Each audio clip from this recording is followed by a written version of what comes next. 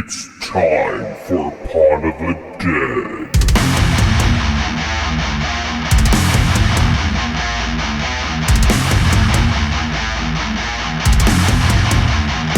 Join us!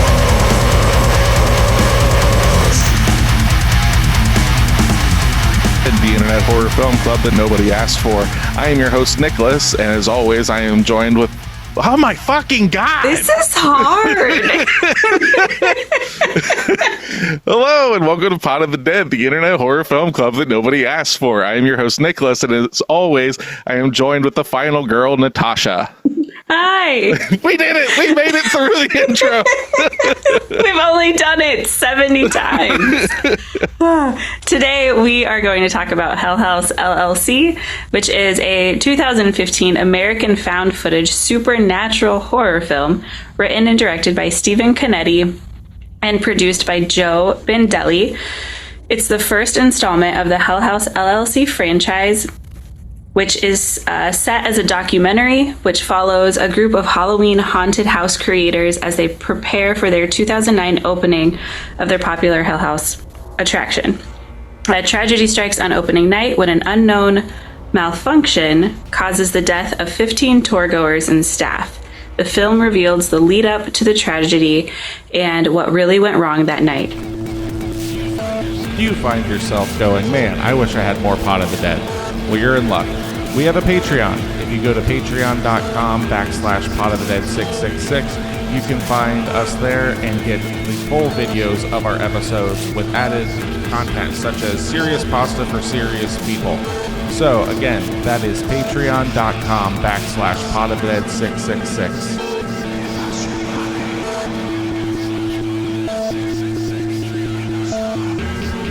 Now, what is your history with this film? Because I know when I brought this up, you were like, oh, I've seen this. And then later on, you text me, you're like, I've seen The Houses October Bill. I haven't seen it. Yeah. And that's my history with it. I thought I saw it. I thought I suggested it. Yeah.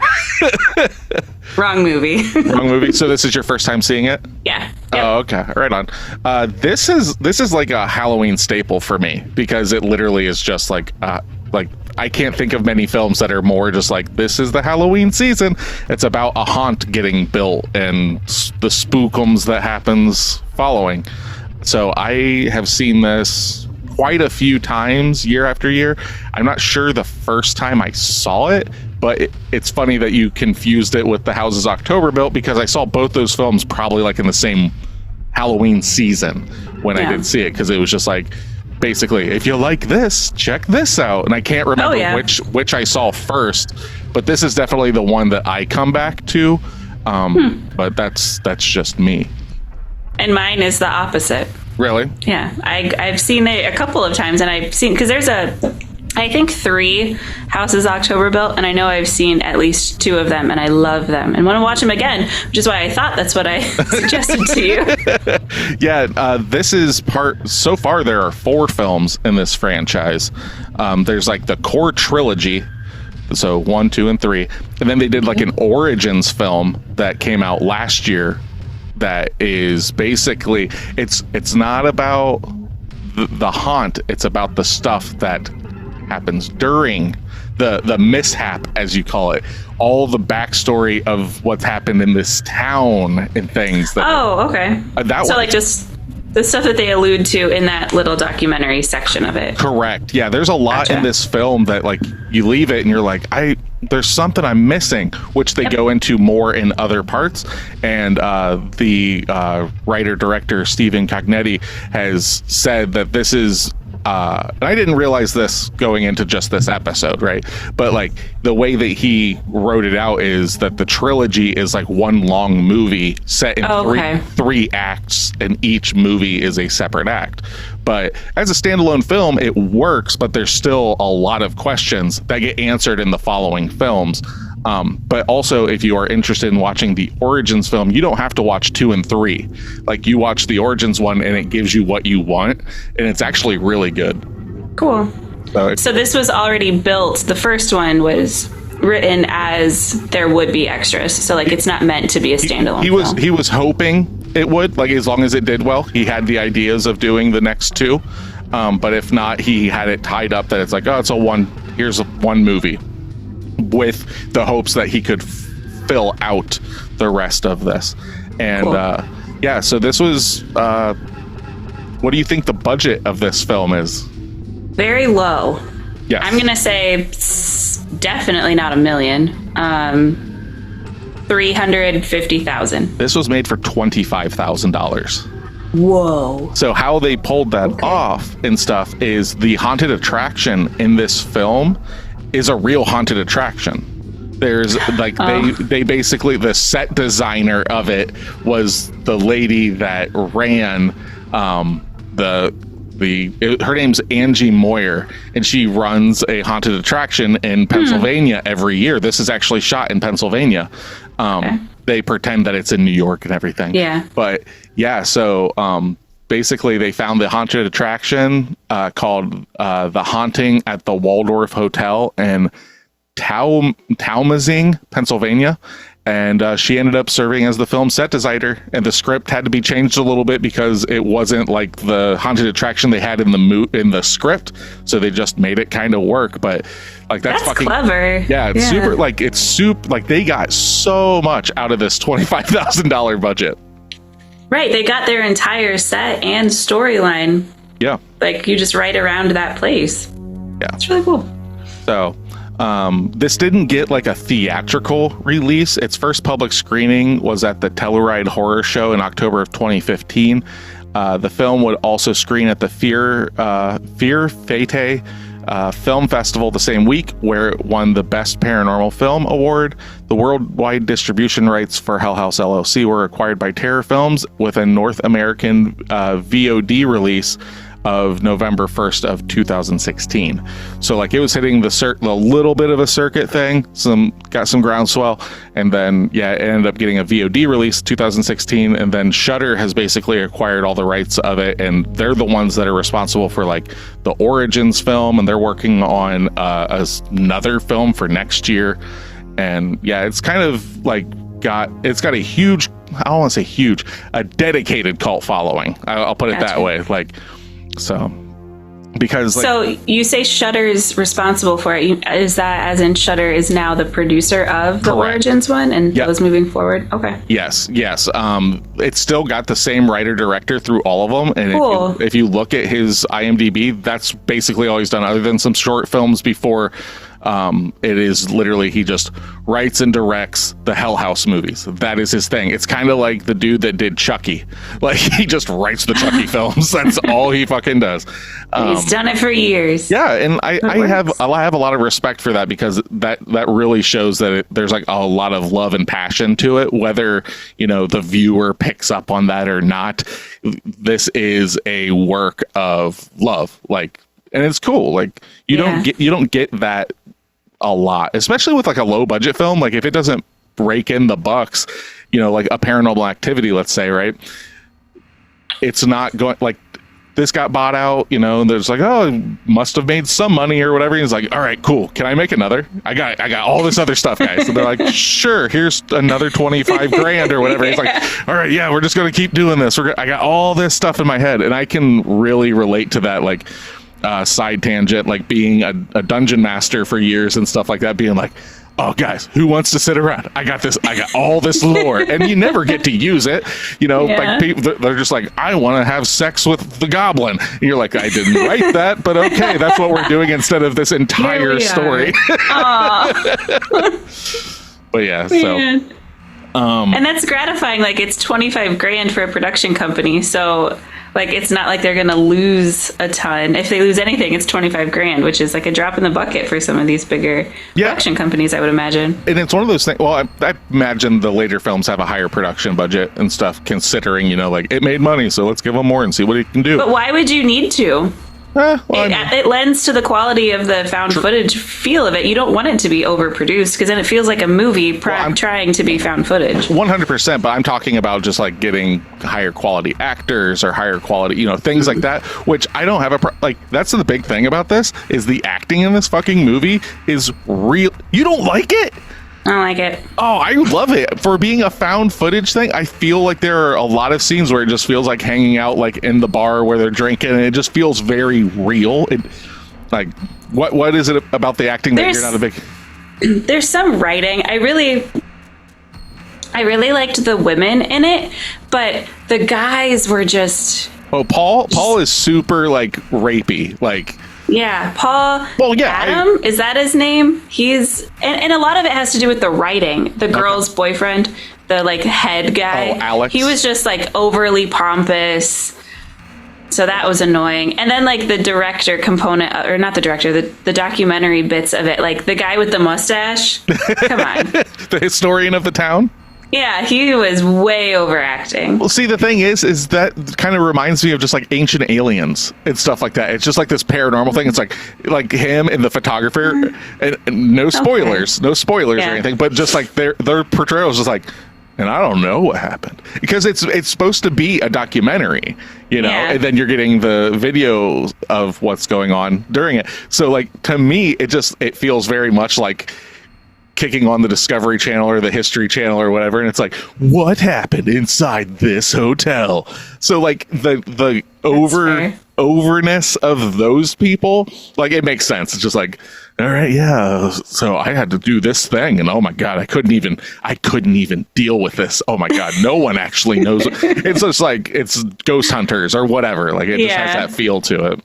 Yeah, that's fair. I kept telling myself going into it, because I wanted to like just sit in it. I wanted to just get into it and make it all feel real. And I would say probably 70% of the time I was in it to where it felt like real found footage for what it's worth. But then there were bits like the mustache guy where I was just like, okay, now I'm taken out of it, and it's the teetering that line of just like a bad movie with bad acting. So I had to keep pulling myself back in and be like, this is real.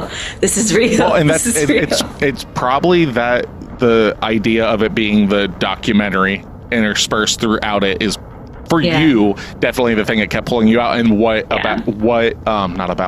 what makes you actually lean more towards the House is October built, because that's just pure found footage, and it's not a mockumentary with found footage. So I can understand that. I watched this with Sydney last night.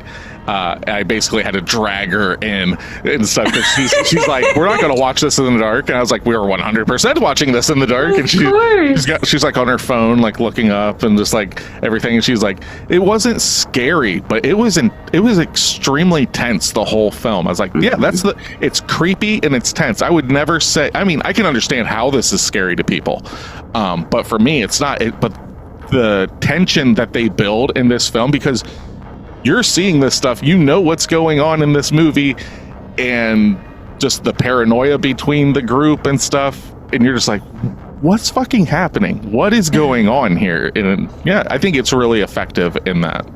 Yeah. Can we get into spoiler territory? Let me see if I got anything. Well, one thing I would like everyone to know about this before we get into spoiler territory is, so there's a little piano tune that is played in this, and it's the Meow Mix cat jingle, the cat food jingle.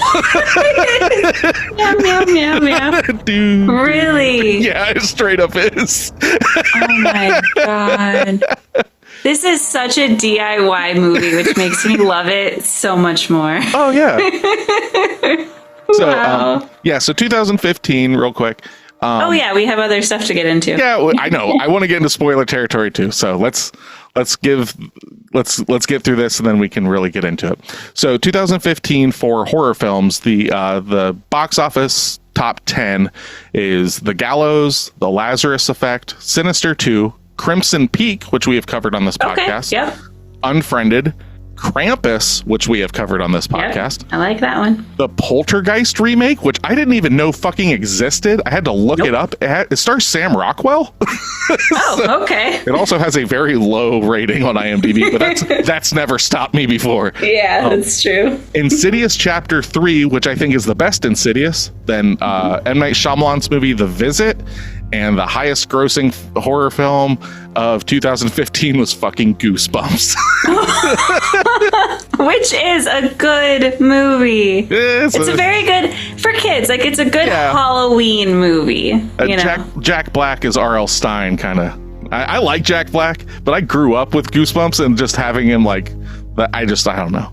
And then also growing up with Tenacious D. Yeah, I don't know. A weird overlay. That's Jack Black's the bearded, overweight white guy version of The Rock. He just plays the same guy and everything. And I like Jack Black. Don't get me wrong, but like I don't fucking know. I saw the movie. It is what it is. But there are some like shout outs. So those were the box office like hits. But this is also the same year, like we said, Crimson Peak, which we covered, Green Room, which we covered, came out this year.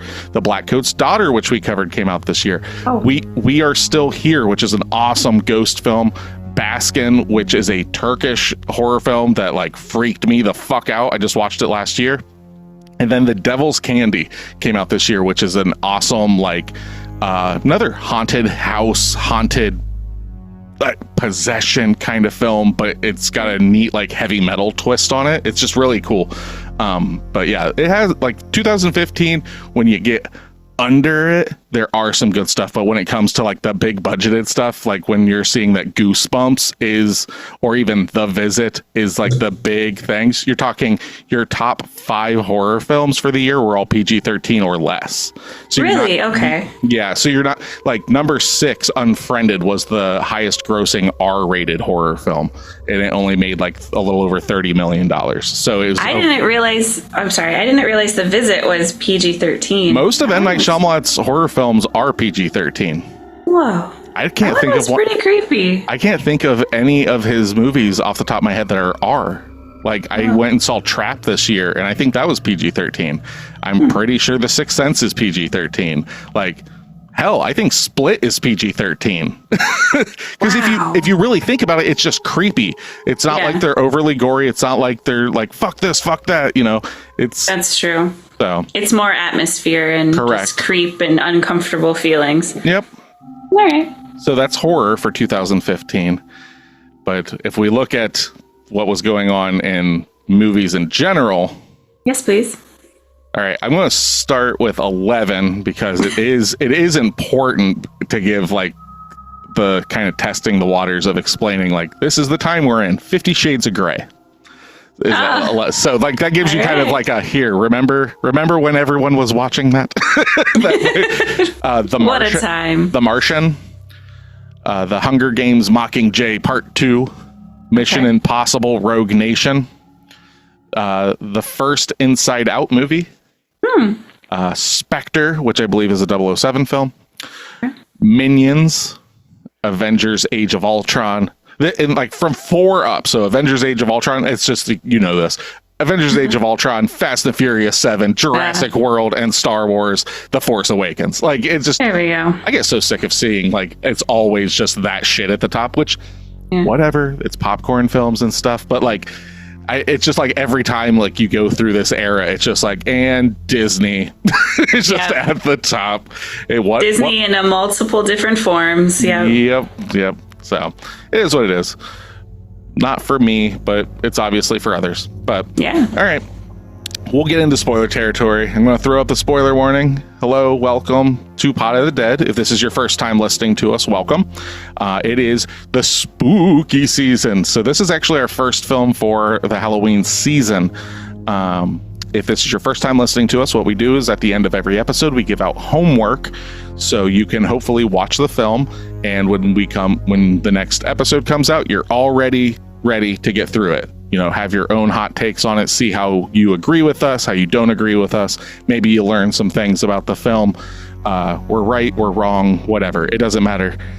This is just a film club. It gives us a reason to talk shop when it comes to horror films, you know? So from this point forward, we're going to openly discuss it, the plot points that we understand, don't understand, you know, all these things are conspiracies of what we think is going on, all that stuff. So sit tight, wrap up in a nice warm, blanket, get your hot cocoa ready, and come into the Abaddon Hotel with us as we talk about Hell House LLC. If you'd like to be part of our horror film club, make sure to follow us at Instagram, Threads, and Facebook at Pod of the Dead. All of our episodes can be found at podofthedeadorelse.com or wherever you stream music and podcasts. If you have movie recommendations or questions for us, email us at podofthedead666@gmail.com. Don't forget to leave us a 5-star review. Or else. With that, Natasha, give me that 1 out of 10. Sure will. I'm going to clear my throat after drinking all of this cider. Let me clear my throat. I got some tasty apple cider, but it's not the greatest for recording. Okay. 1 out of 10. I'm sorry, but it was more funny than scary. It's a mid-horror movie for people who get scared off of Annabelle or It. Honestly, a total waste of time. Acting level. Oh, now we get it. Now it's broken down. Acting level, 7 out of 10. Plot, 0.5 out of 10. Oh, fucking no. Okay. Oh, get this part. Camera was so shaky at times, I actually got nauseous. It's supposed to be shaky. Well, yeah. Kind of part of it. Sometimes they were terrified, and we really wanted to see why, but I guess we will never know, thanks to the camera work. Well, that being said, this movie is definitely one of those, if you watch it repeatedly, you pick up so much more that they don't even focus on. Because they do a lot of that where they're like, and did you notice this? Like, they do that, like, documentary-wise. But there's so much that, like, when they're walking through rooms, there's just a person standing, like, in a doorway off to the right, and you're like, what the I would rewind and be like, okay, okay, well, fuck. Yeah. It started boring, but we hoped it would get better as the movie progressed. Again, sadly, we were wrong. Kept losing interest until the last frame. Overhyped. I have no clue who can get scared from this. It's predictable. The ending is absolutely idiotic. It explains absolutely nothing. Would not recommend. There are way better found footage movies out there.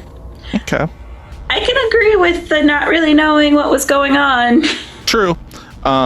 And it's one of those things where I'm trying to put myself, because I'm 90% sure I've seen every one of these movies, right? Yeah. So I'm trying to remove what I know from the other films, and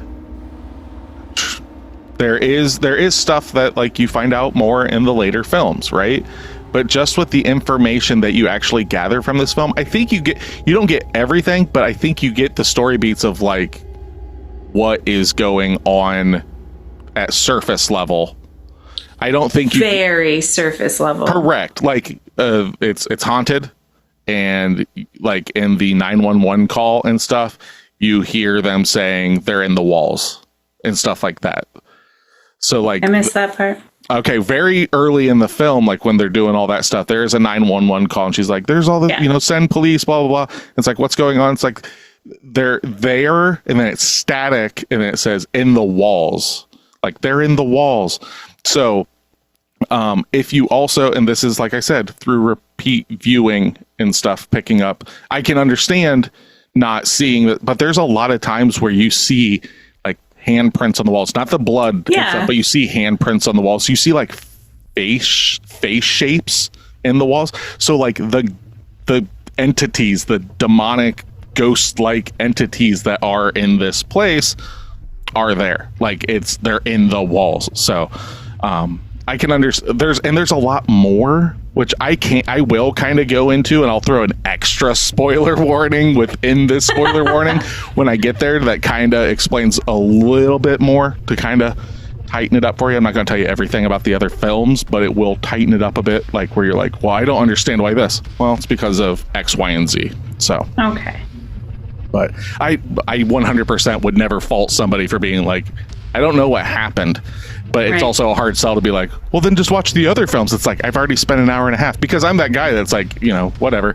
It was just the mood and stuff of this. I was like, oh, there's others. I'll check this out, whatever, and I got more of the story. It doesn't, it's not that it gets like hella good. Like this and Origins, I think, are the two shining points.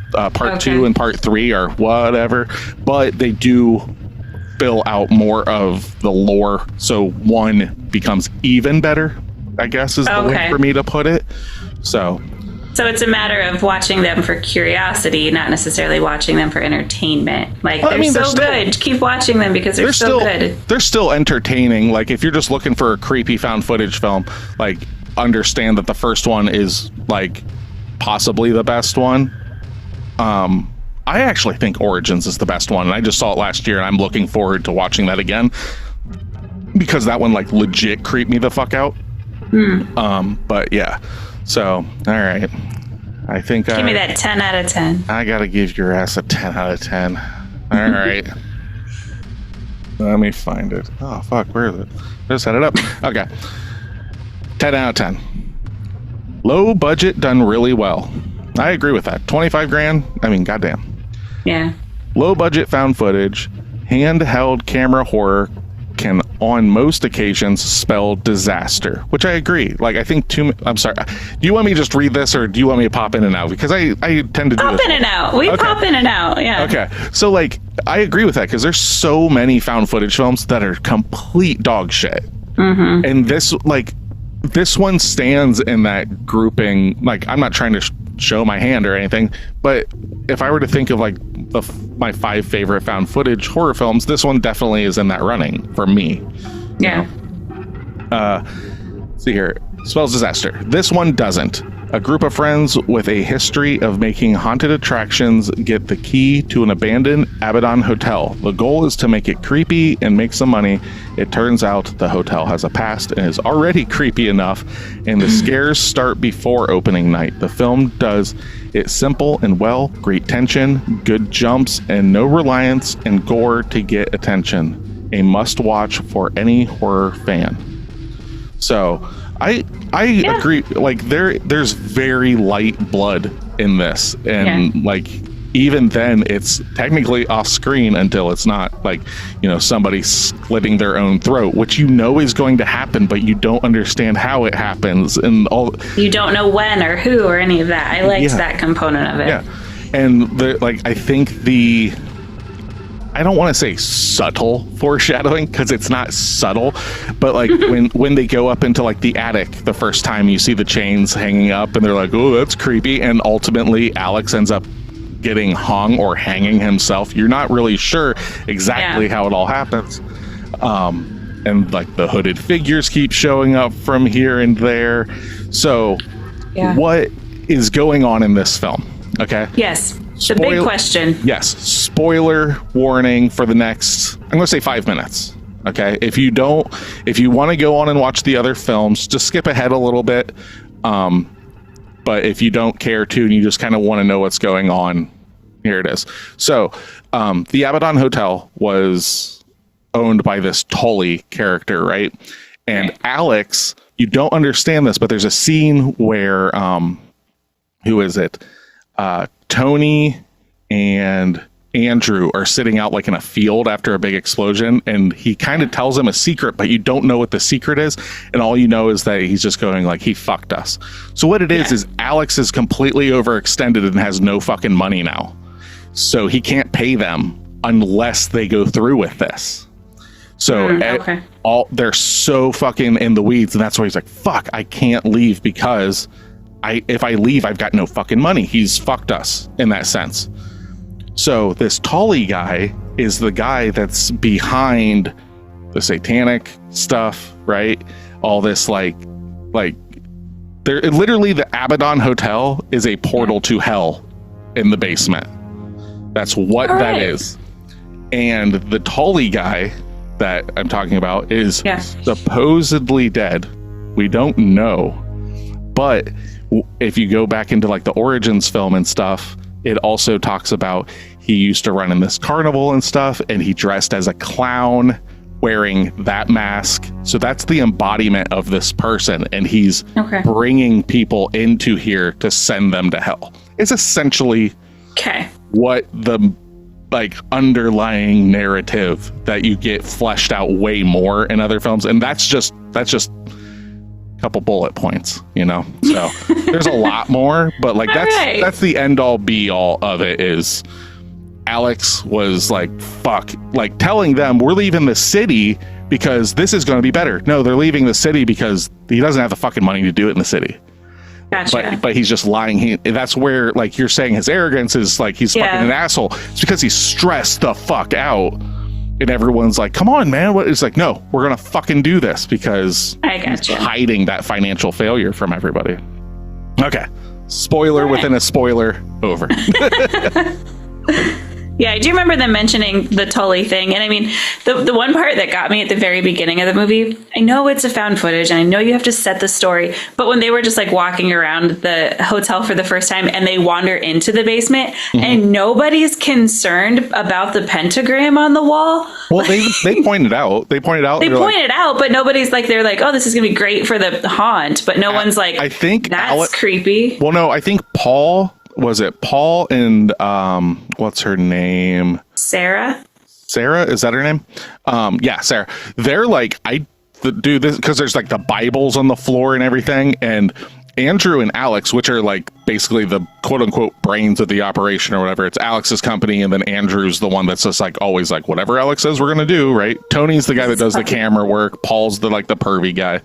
So they're both like, yeah, fuck yeah, man, this is super good. And everyone else is like, guys, this is fucked up. Like, can we not do it here? It's like, it's already set up, guys. And it's literally that, like, the dumb protagonist. Like, there's the warning sign. Like, the fucking guy at the gas station is basically telling you don't want to go down that road. There's a bunch of mutant psychopaths. It's like, what's that guy know? Yeah, they go down in the basement. There's literally pentagrams on the wall. All these, like, all this crap. And they're just like, God, we're going to save so much money. It's ready to go. So, yeah, it is one of those things that, like, I understand the, like, yeah, that is really dumb. But, like, I guess and I'm going out on a limb for this movie, like understanding that Alex is just like, I can't back out of this. Like this he's going to make anything excused. Yeah. Like it's going to be fine. Just brush it off like it's no big deal. Yeah. So, I get that. Okay. And it definitely is one of those movies like everything was good until it wasn't. Yeah. I would have loved it if they would have done that where it's like slow-mo voiceover and then it hits the negative version of it. Like that would have been great.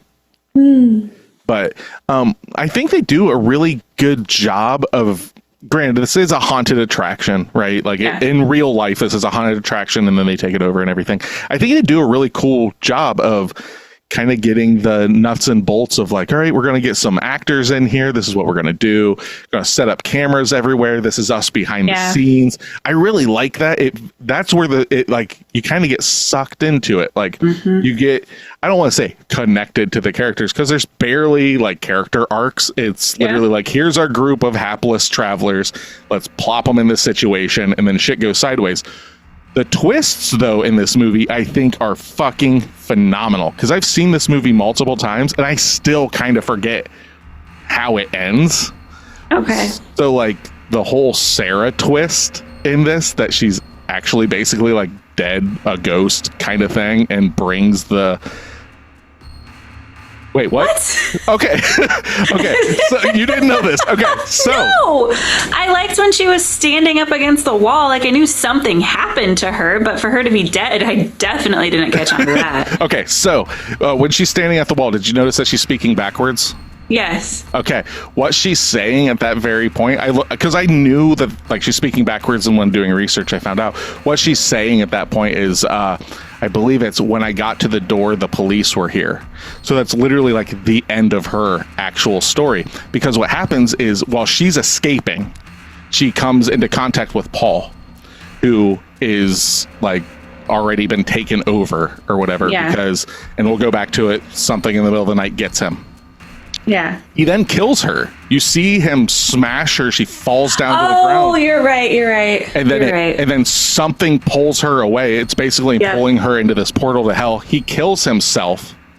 And then it's the house is the best way I can describe it. The house then comes and like they didn't find her to interview her. She got a hold of them. Yeah. So she gets a hold of them, brings them these tapes, and they're like, so where have you been? And she says this in a very specific way. It's a way that people are consoled when they lose somebody. It's like, where have you been? She goes, I'm in a better place. I'm in a better place now. Yeah. So she's literally saying that she's dead. And when they... I watched the entire movie. I saw the scene where she got killed. It did not link up. Yeah, so like these are the things about this film that I love. It's just like it's that because you watch it and it's like, okay, is it like trauma? So she's really despondent and everything, but she's so much like, you should really go see it. You know, when she leaves, it's like, I just give me a couple hours. I'm going to go to my room in 2C. I love all that. Yeah. They're like, hey, can we talk to her? It's like, we don't have anyone there. We don't have letters on our shit. And they're like, not what the our fuck? building. Yeah. And like that whole, like, you should really go see it. They find her there and then they're fucked now. Like, I love that idea of the house is haunted, but it doesn't just, it's like an angler fish. You know, like it's not just there at the house; it's calling people to it and doing it. I absolutely love that when it comes to like a haunted story. Yeah, in my mind, she was possessed. She wasn't dead. So at least I was a little close. Yeah, because like when they get there and everything, she's in the bedroom. Like you can see her face is all gashed and everything from getting killed. So it's one of those things that it's definitely, it's not like, oh, it's obviously this, because when it could be that it's a ghost. It could be that it's her body possessed, but her face isn't fucked up when she's in the interviews. So there is definitely that like kind of confusion. But at the end of the day, it's like she is dead, but something is still going on with her form at that point and stuff. So, whoa. Does that make you want to rewatch it to see what you missed? Yeah, it really does. I was going to say, because that's the thing. I remember watching this the first time and just being like, that was creepy. And then like the next Halloween season comes around and I'm like, what was that movie?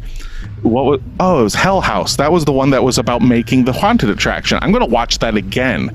And then like I'd already known the film, but like I was like, oh shit, picking up on this, picking up on that. When the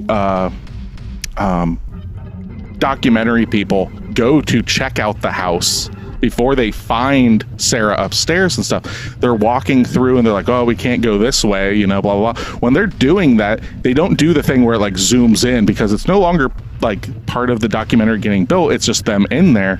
There is someone just standing in the doorway and it looks like it's Alex, like his form. Oh, yes. You know, and it's just like, what the fuck? Like it's basically it's capturing all these things and then using their forms as whatever it wants.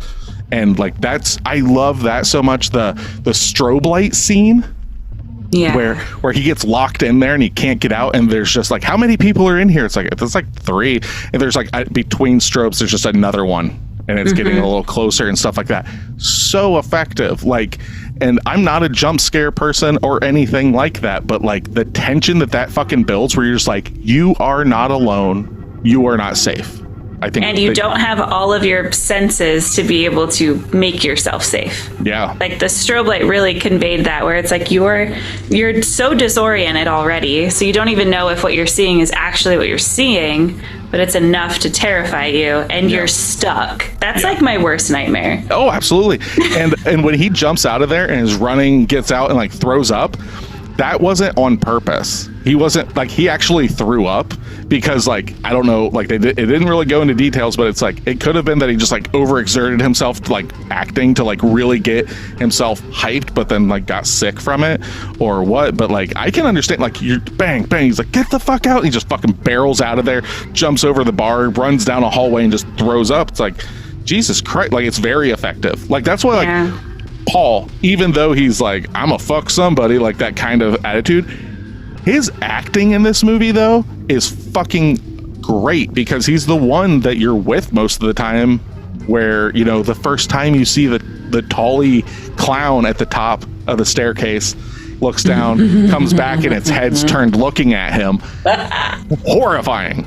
I loved it. It was so scary. Well, and I love the way they do it too, because it's not like, oh my God. He's like, oh, all right, man. I'll talk to you later. Goes in. It's like, wait, what the fuck? And comes running in, and he's back to where he was, back sitting down in the basement. I was just like, I remember the first time I saw that, I was like, oh fuck, man.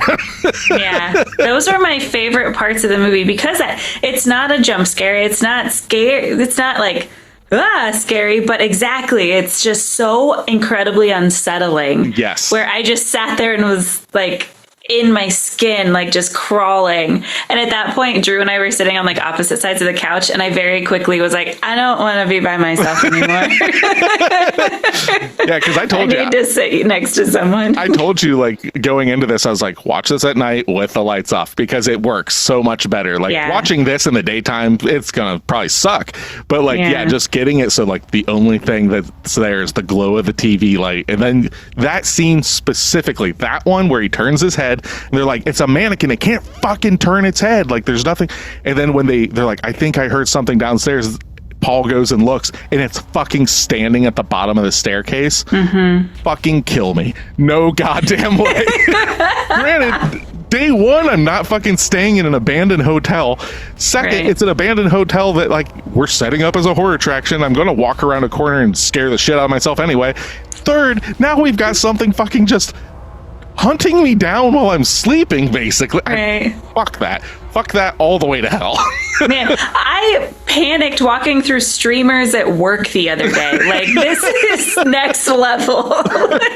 Like, turned into my periphery and lost my shit going through beautiful, glittery streamers. It was awesome. And I can't remember, because I was expecting it in this one. So, but I think in a further film and stuff, there is a scene that's very similar to, like, where it's at the bottom of the stairs, right? But you watch it move. And, like, I remember that, I could be making that up in my head. Like, it could just be that this movie, like, kind of affected me in that way. But, like, it kind of fits. Like, did I fucking just see that thing move? Because you start getting that way. Like, what about when he's playing the piano with the guy, and you're just expecting him to move? He never does, but you're just expecting. Like, it just makes you go, like, I can't fucking trust anything in here. Right. Something's fucking going wrong.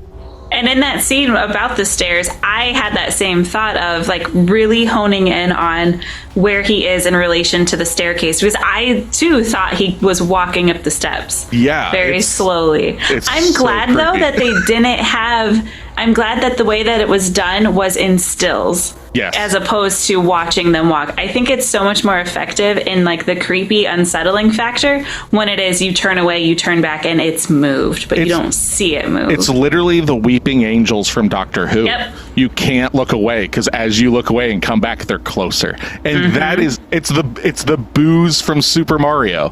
It's the same thing. You're like, I gotta fucking stare at them, but I don't want to stare at them because it's horrifying. Because they're terrifying, But, like the girl in the bedroom. Can we talk about that for a second? Absolutely. That scene, I figured was probably the most effective scene for you. Yes. Well, yes, that was the one jump scare. I don't think I had a jump scare any other time, but yes, flipping that camera on and just seeing her sitting there despondent. Holy shit. And just waiting for the guy. I loved the bit. Every time he flipped on that camera and someone showed up in his doorway, that was also terrifying. That is so scary because it's silhouetted, so you know that he can't see the face. And he's like, everything okay? You sleepwalking? All right, that was fucking weird. God damn. But it looks clearly like nobody that is in the house. Yeah, and then, like, I knew the beats of this were just perfect because I started to let my guard down. I knew she was going to be closer, but I was so tense as that was happening.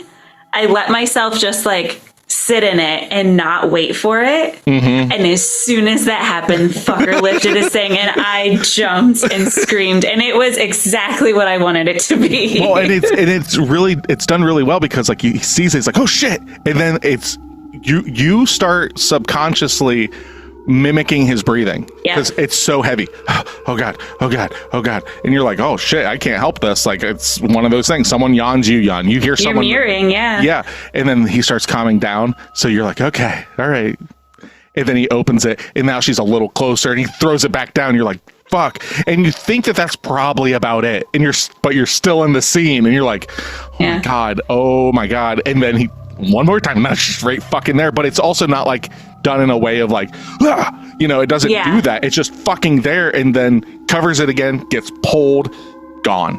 and then the camera gets turned back on. They're like, where the fuck is Paul? He's dipped out on us before and all this stuff. But we as the viewer know, shit. So when we see Paul again, it's like, I don't fucking know what's going on. Yeah. It was so beautifully done. Yeah, I can, like, see, that's what I look for when it comes to like a quote unquote jump scare, is because it's not just the that gets you, right? It's all that tension. Yeah. That's the thing that this movie trades in so well, is it is just a beautiful tension piece. Like whether the plot is the greatest thing ever or anything like that, this movie as like just an atmospheric tension piece is so fucking good. Yeah, I agree. I liked that it was very quiet in a lot of those sections too. Like the only screaming you see is when like shit hits the fan at the end, I feel. Yeah. Otherwise, like and then like thinking about when you mentioned him slitting his throat. I can't remember who that was. That the cameraman that did that? That was Paul.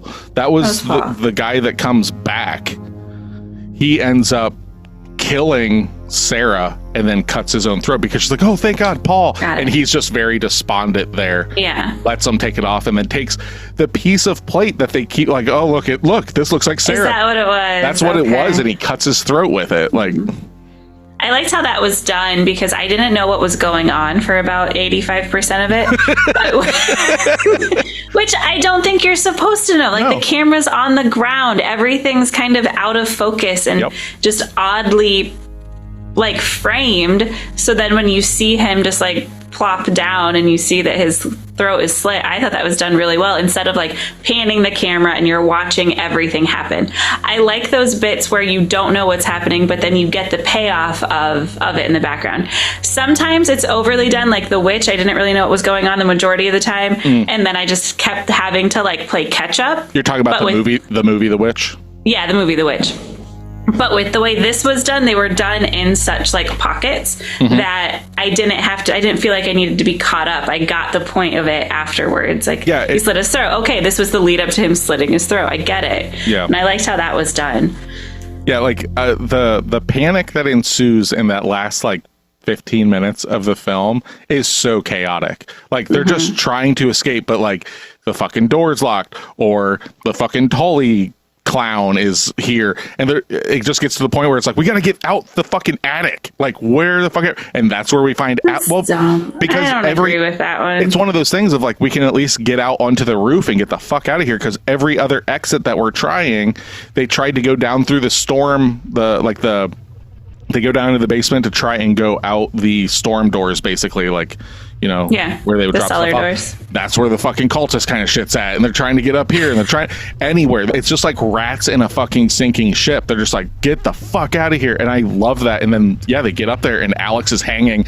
Like, fuck, we gotta try they try to get him off of there. They turn around, the fucking cultist kind of things are there, and it's just pure chaos. And they just keep popping off. Then Sarah gets got at the end, and then you're like, wait a second, hold up. Because another thing that's fucking great is when we're seeing that, the producer of the podcast, the producer of the documentary, is trying to call the documentary person as they're breaking in, because it even says it's like, this was like found while archiving stuff while she was at the place. So he knows that Sarah's dead, and he's calling her, trying to get a hold of him. And it's like, she looks at her phone and she's like, oh, it's so and so. It just keeps going, and you're like, oh no, you're so fucked. Don't do that. Okay. Yeah, I honestly wasn't a huge fan of the ending. It just felt like they were at that point throwing so many different things together. Like, I don't think the cult aspect was needed. Okay. I wanted it to be more centered around the clown, around Tully, I guess is who it is. I wanted that to be more the focus was Tully and essentially like his henchmen. I kept thinking the other dummies were going to rise or do something. I think the cloaked figures could have just been taken out altogether. If you want more of that, just watch, I believe it's called Hell House LLC Origins, The Carmichael Manor. That's the prequel one. and it's another building that's in that city and stuff, and it fleshes out a lot more of the Tully kind of stuff and goes through the history of him and how. And that one is, I think, a better, like, watching this movie than watching that one kind of gives you a nice, like, I fucking understand what's going on here. And that one's super creepy too, because instead of it being like an old abandoned hotel, it's like this like historical mansion. Ooh. And you're finding out all this stuff, and it's got the same kind of creeps, you know. It's a big old spookums mansion, you know. So nice. But yeah, so all right, God, I don't know if I've got much more to. Is there anything else that you want to bring up about it? Because, like, I mean, the special effects are very low budget, but done effectively. The camera work is a found footage film, but I still think it does a good job. The documentary stuff, hokey at times, I think that's the purpose. And like when that one person, I think it was in the 1 in 10, is like, I found it more funny than scary. It's like, I actually think a lot of the comedy in this kind of fucking hits. So like when Alex is talking to Paul, he's like, do this. He's like, it's my day off. And he's like, there are no fucking days off. Just like, I love that, because like I've met these people feel very real. It's like, there's no fucking days off. Get the fucking work. And then that explains too, you know, I think it's Tony's talking to him. He's like, you fucking put the camera down. And he's like, boss man wants me to document everything so we can throw it like wherever. And it's like, there you go. Just in passing. Why do they always have to have the camera? It's like, because that's part of the job. And I really like that, because that's always the thing with found footage, you know, like the Blair Witch Project or whatever. Why would you just fucking run? You know, but yeah. But it's supposed to be. Yeah, I wish, like I said, the lead up had the documentary part. I liked that. I liked how it was kind of a slow burn at the beginning, I thought. 100%. The first hour of this is all just kind of like, what the fuck is going on? Mm-hmm. So I wish they would have kept it just to the beginning with the documentary to kind of set the scene of like, something bad really did happen. Here's the footage. I enjoyed how we understood how they found the footage for it. I thought that was cleverly done, instead of just like the movie itself is the footage, like how Blair Witch and stuff like that does it. So I thought that was really neat. But yeah, I really got taken out of it whenever they would like pop back. You would watch for a little bit, cut back, but not even just cut back, but cut to a fucking like still with weird creepy music and be like, dong, there it is. Like, that's just you're like, yeah, I didn't like that. That was stupid. You think they leaned into the hokey documentary part too much, is essentially right? Yeah, I get that. I 100% get that.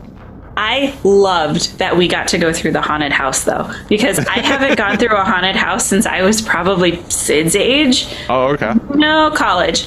Since college.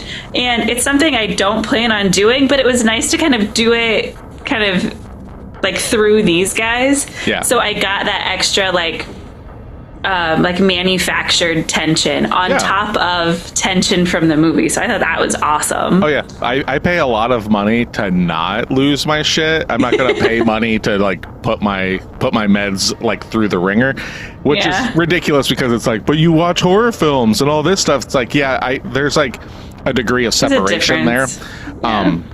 The only thing that I will put myself through that doesn't have that degree of separation is like video games, horror video games. Because if I'm like, oh, I can just shut it off. Yeah. Which is about to happen. This Tuesday, the Silent Hill 2 remake comes out. Already got it pre-ordered. It's going to fucking be on my PS5 when I get home. And Wesley's already like, I'm gonna sit with you, Dad. And I'm like, it's going to be a fucking ride because we're playing it with the lights off. He's like, please no. I'm like, then get the hell out. Please no. Oh man. And just make sure no one comes downstairs or rustles a bag or anything like that. I'm a fucking shit all of my pants. I remember that from being a child, doing what Wes is going to be doing, watching you play, and a sound like in the bedroom happens. I'm just like, oh my god, what was that? Yep. That's great. Super excited. So, all right, you ready to get into our reviews of said movie, of Hell House LLC? Oh, and real quick, it's called Hell House LLC. Most people just call it Hell House, but there was another Hell House movie, separate film. Oh. And that's why they threw the LLC on there to differentiate it and stuff, and it just kind of stuck with it. But yeah. So, what do you got? I think that you are giving this film because of the documentary stuff, I'm going to knock it down. I'm going to guess like a 6.5. All right. I'm giving it a 5. 5? Okay. That is because, so that was obviously my score post watching it, pre-recording. Yeah. Because of that, the side effect of like, I just didn't quite know what was happening. It seemed like, okay, yes, it's a found footage film, so there will be plot holes because you're only getting one person's perspective. I get that. But it just seemed like they were pulling from a bunch of different stuff and not really explaining what was happening. And I really didn't like that. And like the culty aspect mixed with the paranormal aspect, just all of that I didn't care for. Okay. The women were awesome actors. It's these things like now I get why Alex was a douche, but just him acting, I couldn't stand him. I loved the tension that was built. I loved all of the people off in the distance, and knowing that there are more than what your eye goes to is super exciting too, because those are the best. That's the best kind of tension builder for me. So I want to watch it again. Yeah. So that's why it's a 5. All right. What do you think? I think you're going to give it a 7.25. You are right the fuck on. That is exactly. I know you. That is what I'm giving this. This is definitely one of my favorite found footage horror films. There are other ones that I really like. There's a film called Grave Encounters that's really cool. It's basically the whole ghost hunters, and they go into an insane asylum kind of thing, but shit goes sideways. And there's anytime there's an asylum kind of, there's one called Go to Jang or something like that. That's not Go to Jang because that's a sauce. I was like, that's a sauce. I am sorry. I don't have it in front of me, and I also don't speak. I believe it's Korean, but it's something go to something asylum. Gotcha. And that one's really good because it's a reality show of kind of like that Fear Effect show where they're just and we put them in the fucking scary place and shit goes sideways. It's got a lot of cool J horror kind of feels, K horror stuff. But this one, I come back to it all the fucking time. It just feels like leaves falling is the best way I can describe it.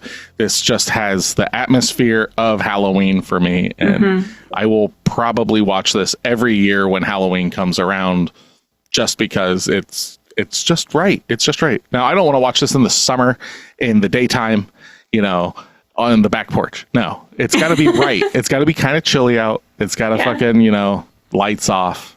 Everyone shut the fuck up. Gonna have myself a drink and go, spooky clown.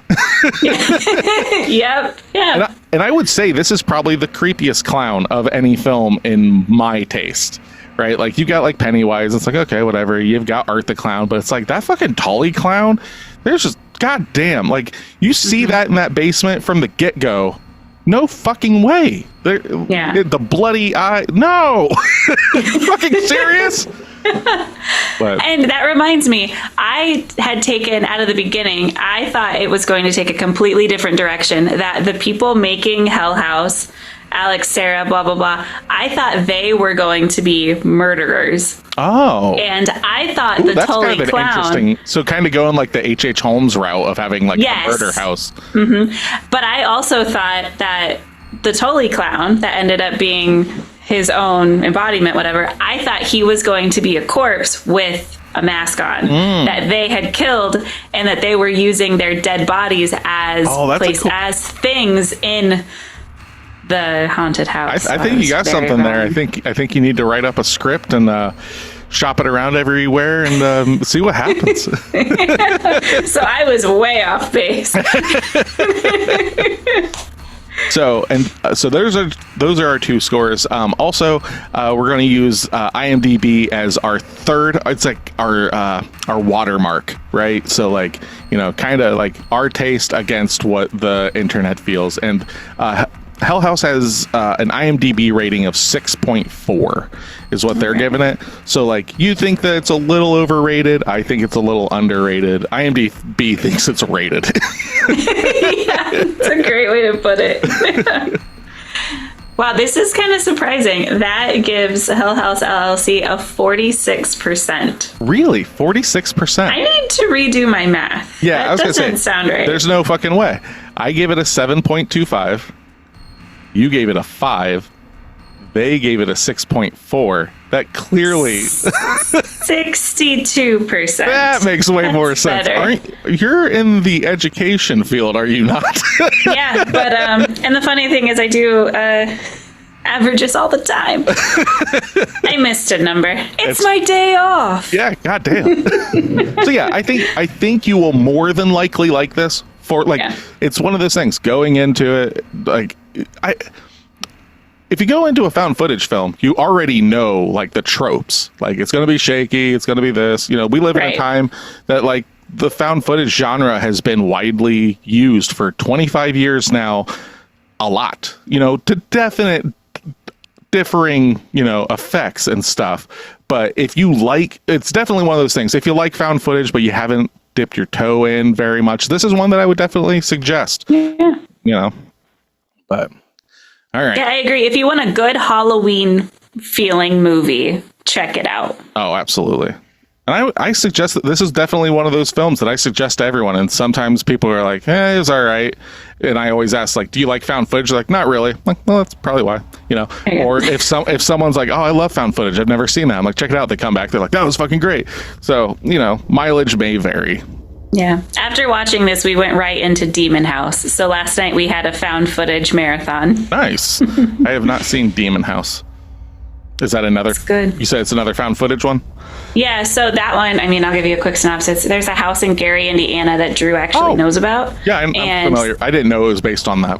Yeah, so it's about that house, and it has the guy from Ghost Hunters in it. Oh, okay. As the guy who bought the house. Yes. Well, that's a real thing then. It's not a found footage. It's a documentary. Yeah. I don't even know what you would consider it, but we watched that. Whatever you would consider Ghost Hunters, that is what it is, because it's like, it's real, but they fabricate, or unless you believe it, whatever, like is it real? Is it fake? Like it's on that line. But yeah, I've heard of the Demon House. I thought it was just a different, like the movie is just called Demon House and it's about, Macaulay Culkin's basement. I don't know. I don't know why Macaulay Culkin, but that's what he did. To do with this? He was in Home Alone, and now who knows what happened to him after all that. And all that trauma, those inner demons. See, I brought it all around. All right, good job. Full circle. There we go. Thank you. We can now move on. Yes, now to Homework. Homework is going to be a film that neither of us have watched, so that's exciting. It is called The Dark and the Wicked. And I know for my side, I believe you can watch it on Shudder and AMC Plus. But I believe you can rent it elsewhere as well. Yeah, I think it's on Philo and Sling, Amazon. Yeah, but there's a paywall, $2.99. Yep. I believe this came out in 2020, so a more recent horror film. I don't know shit about it other than the cover. That's about it. So this is going to be, I always enjoy getting a new Spookums film for the Halloween season, and for us to get to cover it during that'll be fun. So sounds good. All right. Homework, The Dark and the Wicked for Pod of the Dead. I am Nicholas. And I'm Natasha. Come back and listen to us, or else.